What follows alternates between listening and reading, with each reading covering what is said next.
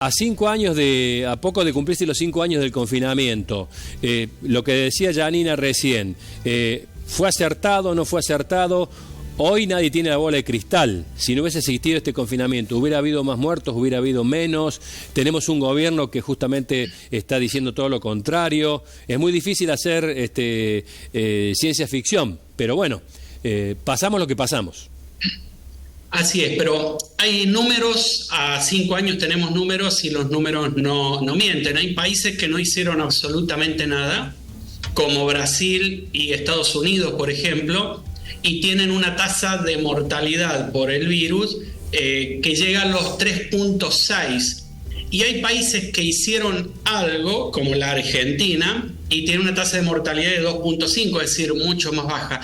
Y digo algo porque no nos olvidemos, en aquella época de pandemia, de las 24 provincias, habían 7 que constantemente no adherían a ningún tipo de medidas recomendadas para el manejo de las pandemias. Ni siquiera, digo acá, recomendadas por el Estado Nacional, sino recomendadas para manejo de pandemia. Aquí entra a jugar un poco las recomendaciones de la OMS y de todo lo que este gobierno se cuelga para tratar de correrse, ¿no? Porque la pandemia fue un gran movilizador de muchas cuestiones y políticamente sobre todo.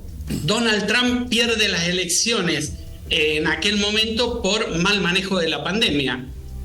Las gana ahora colgándose también de el mal manejo de la pandemia, que supuestamente hizo todo, se armó ahí un complot internacional y juegan con todas estas cuestiones que no tienen nada que ver con lo que realmente pasó. Es decir, que fue un gran movilizador. Tenemos un gobierno actualmente que en gran parte yo creo que ganó por el tema de la pandemia. Creo que a partir de allí surge un poco el presidente actual que tenemos. Es decir, que fue un gran movilizador político la pandemia. Siempre las guerras y las pandemias marcan un poco esta situación, sí. Lo decía recién un poco de memoria y ayudado por los compañeros y las compañeras aquí. El tema de que transcurridos 5 años... parece que no nos acordamos, parece que pasó un siglo, ¿no? Sí. Parece que pasó tanto tiempo, pero así es. Estamos convencidos ahora que lo hablamos y que lo exteriorizamos, que bueno, que usted hablaba recién de gobiernos que se han pergeñado y que el caldo de cultivo nació hace 5 años atrás. Pero cómo cambió todo, ¿no? Para bien y para mal, los trabajos, los sentimientos, las relaciones familiares, los miedos.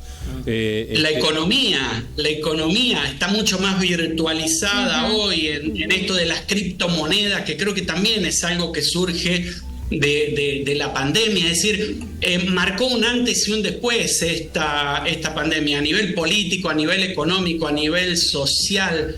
Yo creo que los efectos reales los vamos a estar viendo en unos 20 o 30 años en realidad. Es como que hubo acá una bisagra y a partir de ahora la realidad del mundo comienza a ser distinta, con un virus que sigue siendo un problema, digo, en la actualidad. De todos los casos gripales que tiene el mundo, para que tengan una idea, hay unos 170 bacterias, virus que producen enfermedades respiratorias.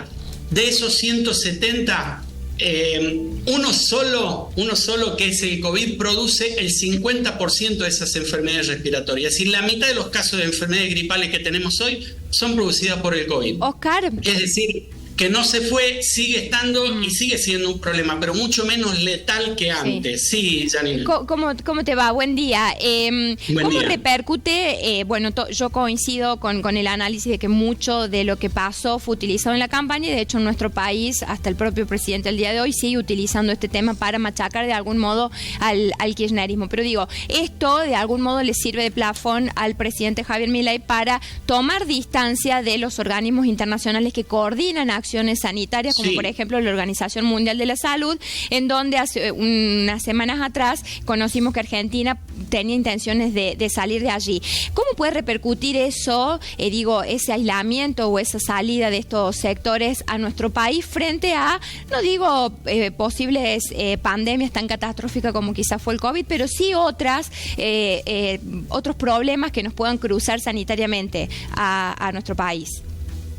Bueno, ya estamos viendo, ¿no? Porque no es un gobierno que adhiera mucho a medidas sanitarias. Uh-huh. Entonces, desconectarnos de la OMS va a ser un problema. Recordemos en la época del COVID, y no es que yo esté de acuerdo con las cosas que hizo la OMS, creo que tendrían que haber mejorado muchas cuestiones y se demoró mucho en algunas otras. Uh-huh. Pero el primer paquete de vacunas que se distribuye a nivel mundial de modo equitativo lo negocia la OMS y de algún modo dice: vamos a repartirle a todos los países un stock mínimo de vacunas, que de hecho las primeras vacunas que llegaron a la Argentina en pequeñas cantidades fueron garantizadas por la OMS. ¿Qué va a pasar si nos desconectamos de la OMS? Que no es tan fácil. Vamos a perder la articulación de conocimientos en programas como, por ejemplo, salud materno-infantil, programas de vacuna, enfermedades transmisibles, enfermedades no transmisibles, enfermedades como la tuberculosis, enfermedades como sífilis, que están en crecimiento en este momento en la Argentina, enfermedades como sarampión, que tenemos en este momento una alerta, el programa de enfermedades, por ejemplo, el de la hepatitis A, que tenemos en este momento otro alerta. La OMS es un gran articulador de conocimientos, un gran difusor de conocimientos. Uh-huh. Entonces, yo creo que vamos a perder muchísimo, pero no es fácil salirse de la OMS. Yo creo que no se va a salir.